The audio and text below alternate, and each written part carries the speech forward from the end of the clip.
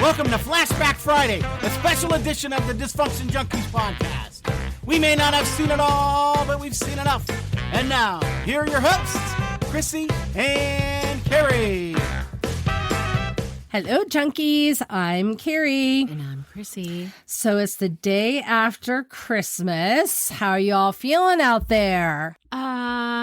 Disappointed like always, I think, probably. That it's over. That it's over. Okay. It's sad and, you such a buildup for the last, 6 months of our lives have been about Christmas. Exactly. Because that's the world we live in now. But So how long are you going to keep those Christmas decorations up? actually, I know you think I'm really crappy about, and I used to be horrible about not getting them down within a reasonable amount of time. Yeah. But for the last few years, I've been really good about basically, I feel for me, I like to have them up through New Year's Eve. Yeah. And on New Year's Day, because that's sort of just a day where you're kind of just sort of getting through the holiday, reflecting, and you just kind of, that there's nothing else coming up. Right. You want to kind of, I do. Take it personally, down. I want it down. I don't want to remember any of this stuff now. Well, for me, since I took my Christmas decorations down 48 hours after they went up mid-December, I'm good. You're good. You don't have to worry about I'm ahead of the game. You've had all your stuff put away for weeks now. For weeks now. Yeah, you have got better. Yeah. There was a time There was a time. where we went from Christmas to Valentine's Day. No, and then they came down. it There was a close. There was a It was February- close. There was an early February. I must have been drinking a lot back then. I don't know what the hell was going on. That just, and to think about it now, it just has to be totally depressing. Yeah. I mean, it's maybe some people can still find joy in looking, and the decorations they're beautiful and they're lovely. Yeah. But I just feel for me personally, when you don't have the looking forward part of Right, it's right. going to It's happen. done. So do you see these people though? They keep a tree up all year round, And they just changed the theme. Yeah. Yeah. Well, No, I no. can't get into that No. because for me, the tree represents that specific holiday. Yeah. So Well, we thought before we completely wrap up the holiday season, we'd throw our Big Bertha and the Seven Fishes flashback episode. We're flashing back to season 1, episode 8, back in the very early days of the podcast, our Christmas episode. So we hope you enjoy as you're winding down from your Christmas activities, whether you're just sitting at home, with a full belly and commiserating that you ate too much over the holidays, or maybe enjoying your presents, or maybe you're enjoying family visiting today or whatever. But I would like to hear from anybody who's enjoying family. Thank you. Yeah, true. So drop a line. Let me hear about it. But anyways, so here is Big Bertha and the Seven Fishes. Enjoy, everyone. Hello, Dysfunction Junkies. Merry Christmas, Happy Hanukkah, Happy Holidays, and all the other happiness in between. How are you doing today, Chrissy? It's Christmas.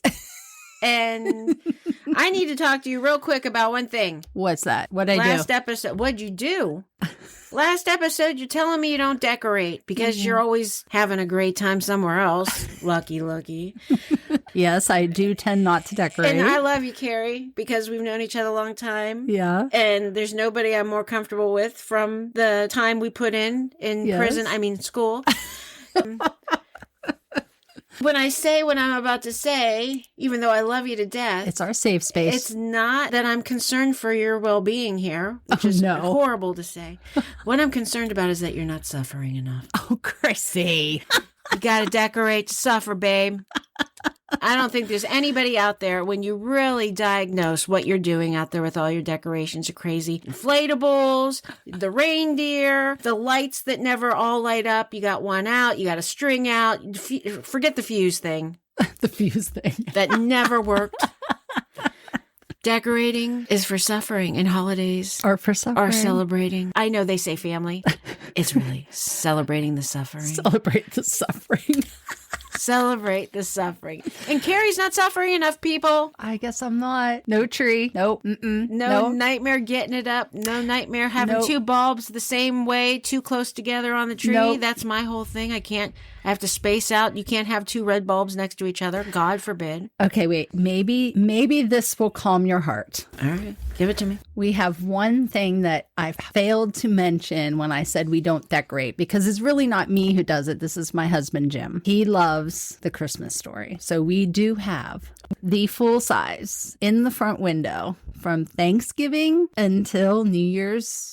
Well, actually, I think it's January 8th, because that's when technically, That's Elvis's birthday. Yeah, well, that's also the Epiphany, Chrissy. Oh. Remember? Back Oh, in I grade don't- school.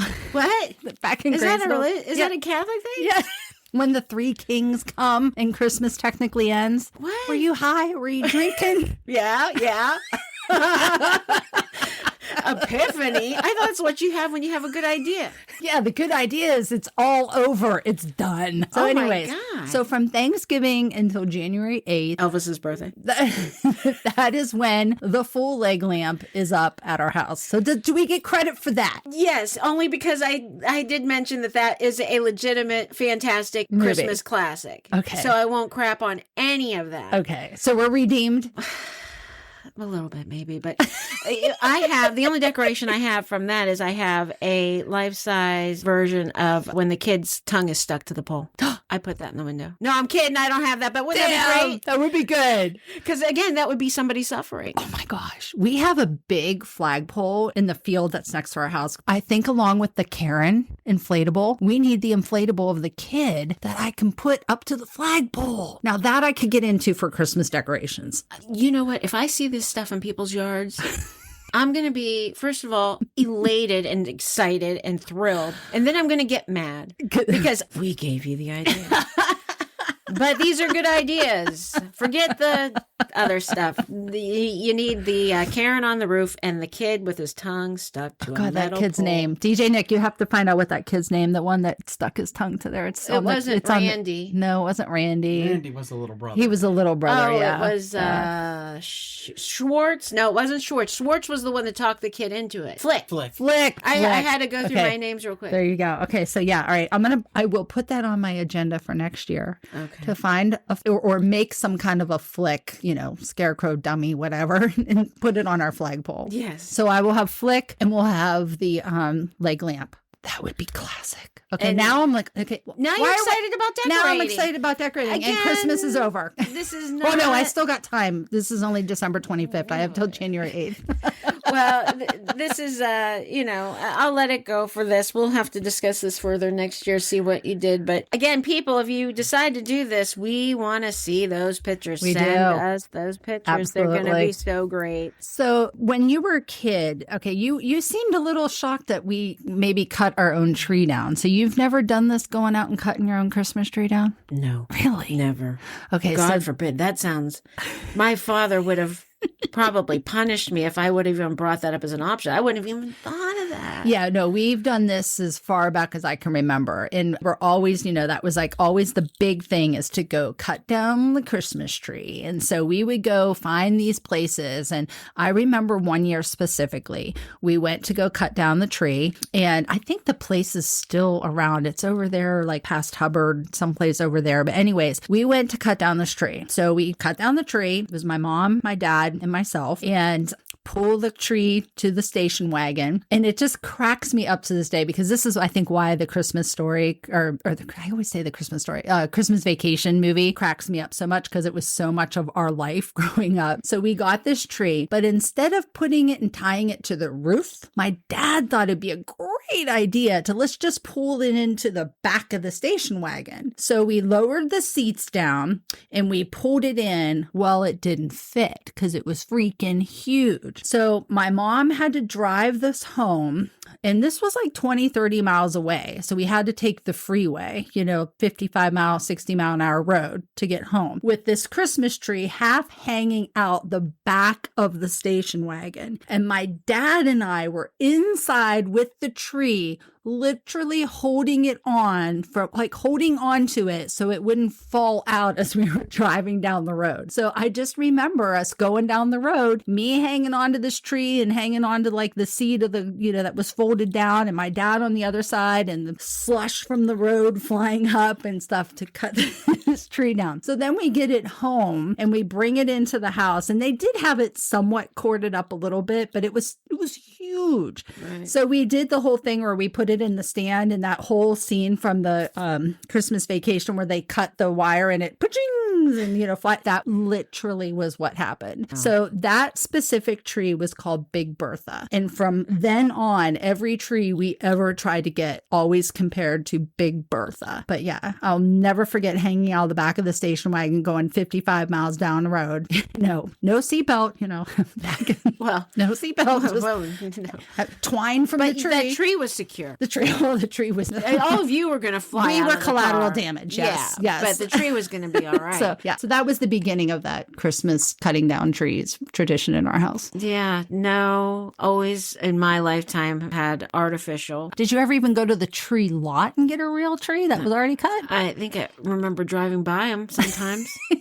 And be like, you know, my aunt and her husband at the time and my cousins, when I was real little, they used to have real trees. Yeah. And I do remember this. And I can still remember in the house where at least where I remember, actually, I remember they had them in two different places in their living room. One was in the one corner, not too far from their front door. And then the other one was over by their front window. So they had two trees. Well, no. I'm just thinking different years here. Oh, okay. Not two trees at the same time. No, but I mean, they were real trees. And the one thing I do remember is when they had it over by their television, one of them old 70s televisions with the wood case it was encapsulated in. Big antennas. The whole 70s vibe. They used to put like those icicles, I think I remember on them. I hated them. And I just remember thinking, this is me again because I'm annoyed when I can't have a clear shot of vision to my television. Right. I used to have to go over there after school until my mom got off work. And that tree, the icicles would stick to the TV from the static. Mm-hmm. And I'd be like, you know, do you want to rethink this maybe placement? I can't see what's going on the television. I'm stuck here and I can't watch. You got icicles on the screen. Yeah, I remember being agitated by that. And I do seem to recall there was always controversy as to who watered the damn thing. Did you water the tree today? Is it watered? It looks like it's drying out. Somebody water the tree. Oh my God. Yeah, it's a lot of work. Yeah, no. And that is why I don't like to decorate too much. Well, I can understand. If I had to have a real tree, it wouldn't probably be happening. I love the idea, and people always talk about the smell of it. It's wonderful. It's Christmas. It means Christmas. The other thing I remember is they hurt. Yeah. If you touch them, they're going to poke you. But you got to get the right kind. If you get a white pine, they have long, soft needles and they don't hurt. So if you buy the right kind of tree, then do I look like somebody who would ever buy the right kind of tree?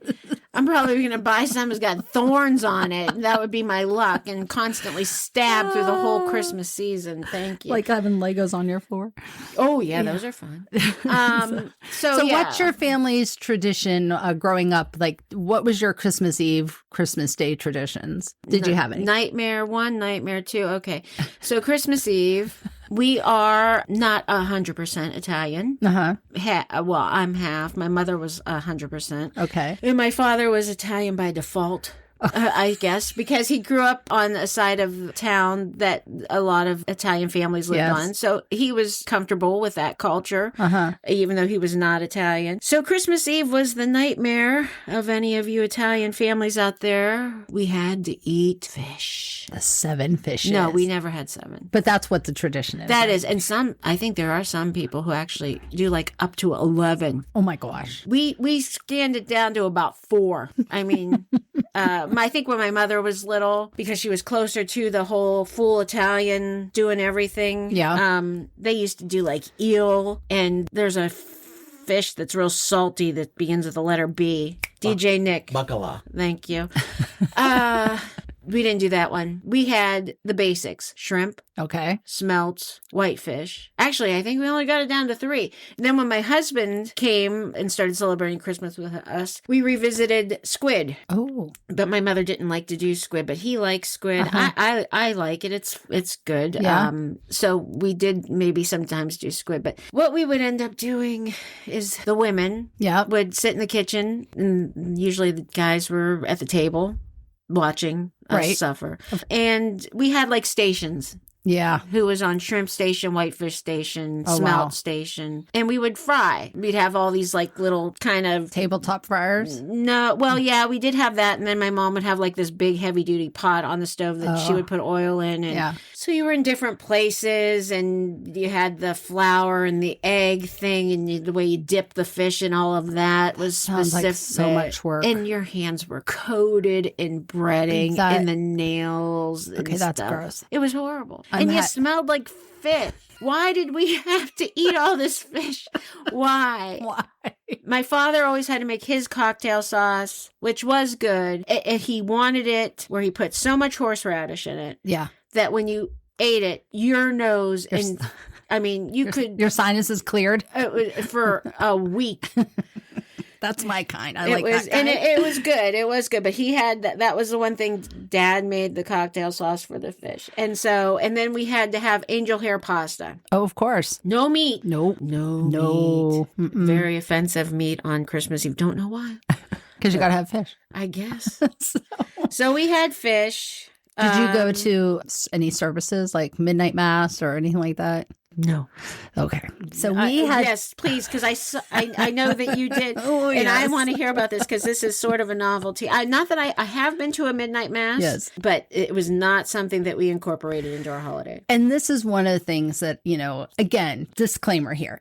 We may joke around a lot and we make fun of things or we tease about things, but I do very much, I have my faith and my religion and things, but, our family did take it to my family took it to a degree. So when I say things like, pull out a rosary or whatever, I'm not at all trying to be mean or anything about my faith. It's just this how we grew up. And so it was an old extreme. But when it comes to Christmas Eve services, my absolutely favorite service to go to is Christmas Eve midnight mass. But I want it to be at midnight because that's when it's supposed to be. There's different services if you have it earlier, at 9 or whatever. So growing up, we would go to midnight mass, which I really loved. And then what we would do is we got home from Christmas. Now, we were always allowed to open one gift. So when we get home from Christmas Eve midnight mass, we were allowed to open up one gift. And usually it was like one sister that was still at home. We would be allowed to exchange each other's gifts. Yeah, then we would go to bed and Santa and the whole thing in the next morning. But now as an adult,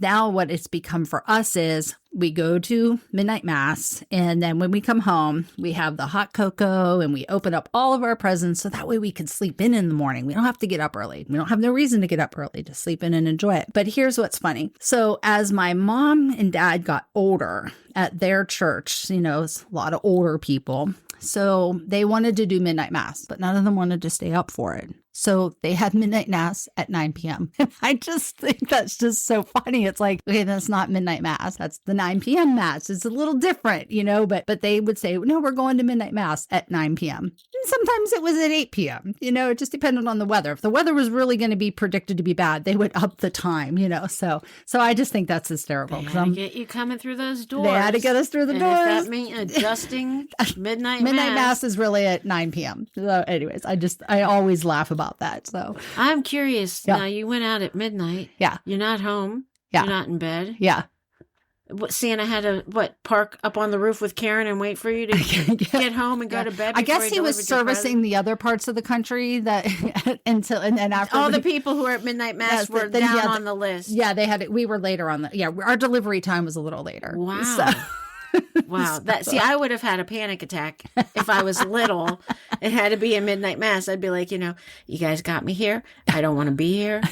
Santa's going to get pissed. I'm not home. I'm not sleeping. Yeah. You're really, I'm going to lose gifts over this. I'm screwed. Yeah, it was No.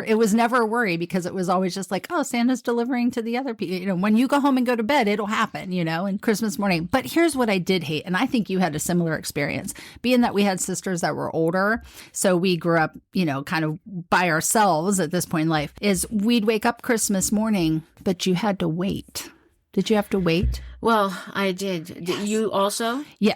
Yes. Especially once I got like in my teenage years where I knew how do I say this without where the whole Santa Claus thing was a little bit differently perceived, you know? So not to give any secrets about Santa. Right. But yeah, so we would have to wait until they got their asses up out of bed. Yeah, okay. I'm making crazy noises with my mouth because I'm just so frustrated with this whole concept that I had to do. My sisters were either married or just out of the house pretty much by the time I was 8, 9 years old. So, and I was a lover of Santa longer than most kids because I was watching TV all the time. But I wasn't sitting around trying to figure out the secrets of life. I was just watching TV. So Christmas would come, couldn't sleep all night. Work my way downstairs.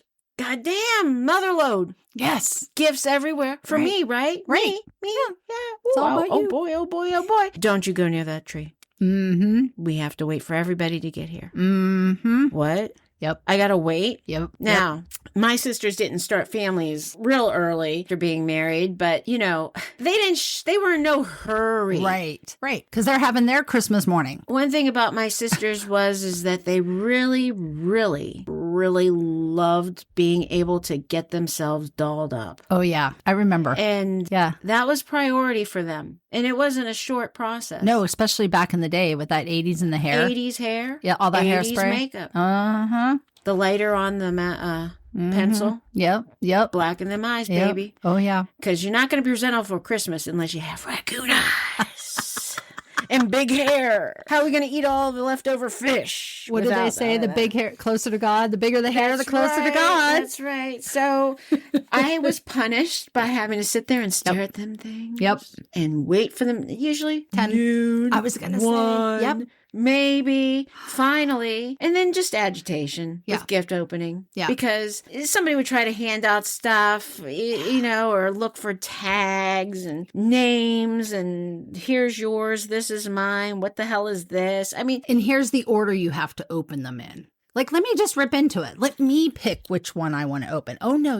We didn't have that. That sounds like a whole thing. What do you mean? They would tell you how you had to open your gift? Yes. Which ones you had to open in which order.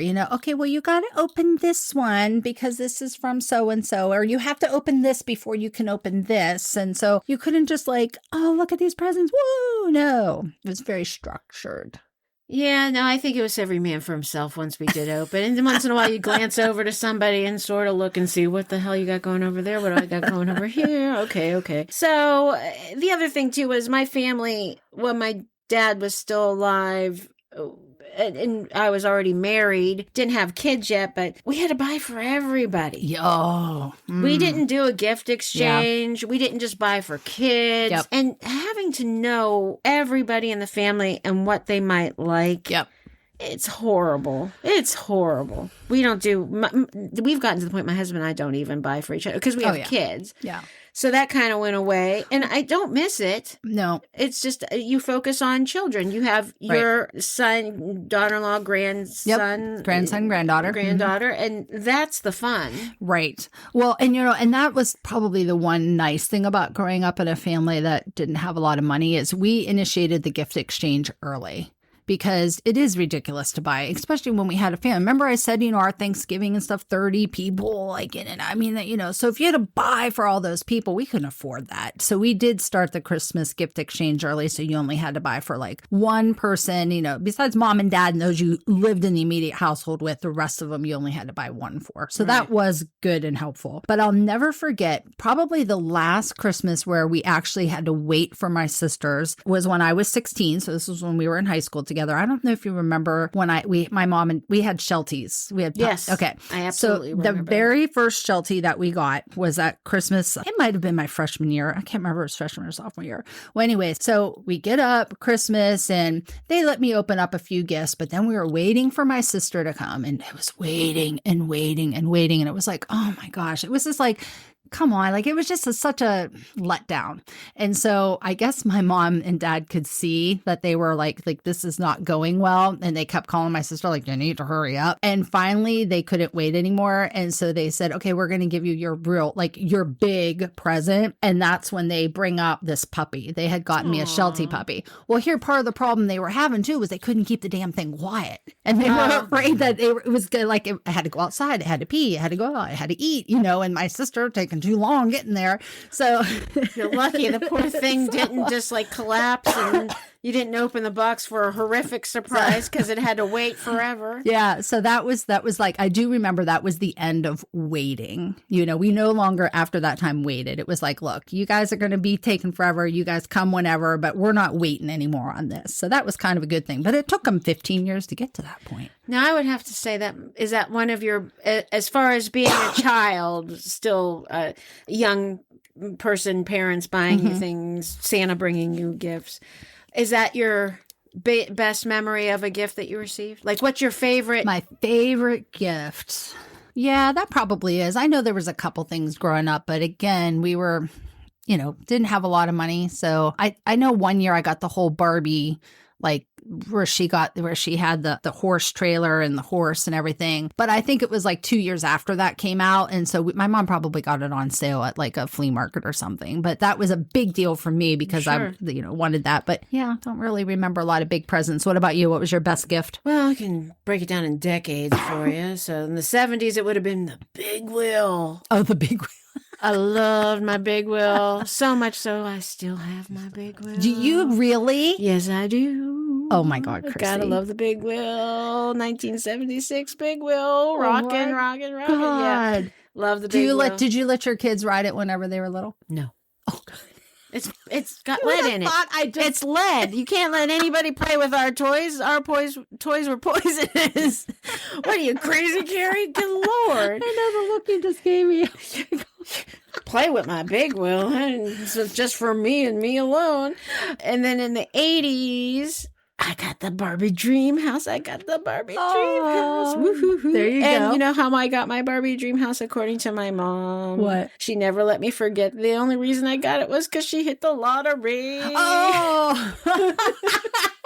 Because she liked to play the numbers. Damn. But you know what sucks? I got the Barbie dream house and she flipping hit the lottery. She bought the version that didn't come with all the furnishings. Oh. So I had to piece good that shit together. It was bullshit. You had to go to Barbie Goodwill and Well, you just gotta get the living room, gotta get the kitchen set, gotta get this, gotta get the bed. I'm like, Mom, don't sit here and give me your crap about I got you the Barbie dream house. Oh my God. I think if I have it anywhere, again, I have some of these pictures somewhere. I have a picture of me like just sitting in front of that thing with a big cheesy smile on my face. Oh my gosh. It was the Barbie dream house. The Barbie dream When my house. mother sold her house, I left that house there. It wasn't put together anymore. Wow. I still think You were about able it. to emotionally detach and let go of something. I didn't have a choice. My mom sold her house and was out pretty quick. And I took so many things. My husband's tried to be patient with me. I'm not going to give him too much credit, though, because he hasn't always been real patient. He doesn't understand the concept of keeping any of this crap. Because, again, he does say that it is full of toxins that you shouldn't be touching anyhow. But I did maintain a lot of my Fisher-Price toys, which were always... Oh, those were good. I mean, that's the best. That's the king of toys. But the Barbie dream house, I remember it was bagged, sitting in the corner in what we used to call the toy room in the basement. And I did glance at it several times, but then I'm thinking, 35, 40 years, and it's probably got... My father disassembled it and just stuck it in bags. So it wasn't together anymore. Oh. And I was thinking, the screws, who knows where the screws are? They're probably rusty if they're even there. And then my husband will kill me because he's not going to put this thing together. It's just going to sit in pieces. So I guess it's sitting in pieces in a landfill somewhere. Aw. But Rest in peace, Barbie Dream House. It House. was a party while it lasted. Gotta love the Barbie Dream job. House. So now I talked about fish and stuff for Christmas. Yeah. Now, what was your menu usually for both Christmas Eve and Christmas Day? Do you have specific stuff? Christmas Eve, we kept it kind of simple. Didn't do too much we went to Christmas Eve Mass, we went to midnight Mass, but I don't really remember any kind of big dinner or anything. Did you have your David Moen wine? Am I saying it right? Mogan David. Oh, I got the names mixed up. The David Mogan David. I knew what you meant. Awesome. But Christmas Day is when we would have the big dinner. So we would have, and we always ate at noon. Like all holiday dinners are at noon at our house. Don't really know why or how that came about, but they're always at noon.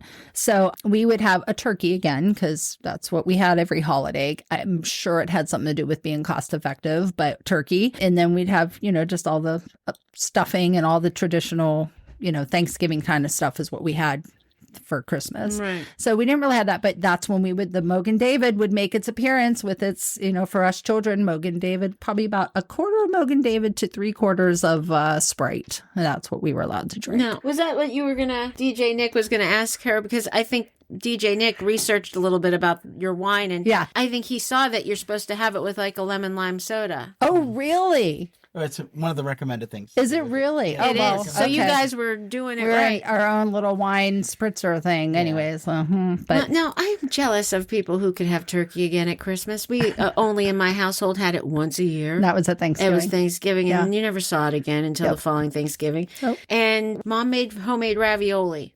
Oh, that would have been good. Well, it was. It was usually always good, unless Yeah. it for whatever Did you have it reason- with meat sauce, like a red sauce, or did you put it in like a broth? No, it was red sauce. Red sauce. And we had, finally, after midnight, Christmas Eve, You could have meat. time to eat the meat. So we had meat sauce, red sauce, and the ravioli. Yummy. It was ricotta Mhm. ravioli in the middle, and usually were very good, very good. She would make them ahead of time, usually freeze them, and Yes. then she'd boil them that day. Some years she'd complain the dough didn't come out right or Always. whatever, Mhm. and then we usually had the leftover fish Yeah. because we had just fried enough to. Right. The ocean. I'm sure we put a dent in the life of the ocean with all the fish we had to have, and ham. Yeah. We had ham. Yeah. And my husband doesn't like ham, so he'd prefer I do a turkey again. I've been trying to assimilate to new menus. It's Yeah. not easy when you're beaten up with the same thing over and over again. But My most favorite Christmas day, and this actually just happened recently in the last, probably 8 years ago. It was, first of all, because I don't really like the cold weather. So to me, cold weather should only happen from December 24th through January 2nd. That's when we could have snow, cold, whatever. That would be perfect. And then the rest of the year should be 80 degrees. gotcha. That doesn't happen here. But No. a few years back, we had this beautiful Christmas. It was like 70-degree weather. It was so nice. I didn't have to go anywhere. We didn't have to do anything. I forget where even the rest of everyone else was, but we had no obligations. So we went to our Christmas Eve mass, had our hot cocoa at 1:00 in the morning, opened up all our gifts, slept in Christmas morning. Then we went horseback riding. So my husband and I we had 3 horses at the time. We rode 2. I ponied 1, and it was beautiful 70-degree weather. Didn't see anybody all day, and then we went out for dinner. So I didn't even have to cook. That was Where did you go for dinner on Christmas? Was it day? Yeah, it was Christmas Day.